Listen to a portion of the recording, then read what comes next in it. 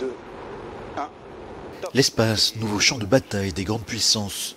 Au milieu des géants américains et des ambitions chinoises ou russes, l'Union européenne tente de maintenir son rang.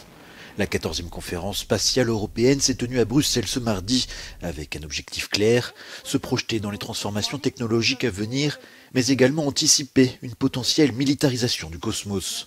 Symbole de ces frictions, le tir d'un missile en novembre par la Russie pour détruire un de ses satellites. Cet acte est considéré comme irresponsable par Washington et l'OTAN. Pour la Commission européenne, ces tensions montrent l'importance de la sécurité et de la souveraineté dans l'espace.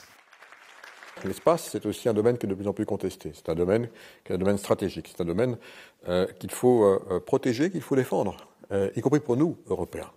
On l'a vu dernièrement, du reste, avec ce qui s'est passé lors d'un tir satellite qui a mis des débris partout et qui peut du reste mettre en péril nos propres constellations souveraines. Et je pense en particulier à celles qui sont si utiles pour notre vie quotidienne, Galiléo, Copernicus. Chaque année, des centaines de satellites sont envoyés dans l'espace. En moyenne, la Chine a procédé à un lancement par semaine en 2021. 2020 a même été une année record. Malgré la pandémie, environ 1200 mises en orbite ont été recensées. La gestion du trafic spatial est donc un enjeu majeur pour éviter tout risque de collision, avec une place toujours plus importante du numérique dans les actes du quotidien. La perte d'un satellite aurait des conséquences très réelles, voire dangereuses sur Terre. Imaginez simplement que les satellites soient éteints pendant une journée. Ce serait un désastre. Les prévisions météorologiques seraient très mauvaises. On peut dire qu'on peut s'en accommoder, mais cela a une implication énorme sur l'économie.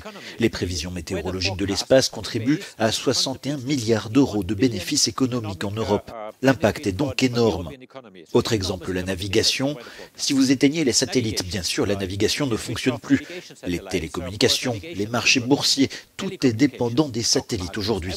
Donc oui, nous en sommes tributaires et cette dépendance va augmenter dans le futur. Pour répondre à ce risque et assurer la sécurité de l'Union européenne, la Commission doit présenter le mois prochain une proposition de gestion du trafic spatial.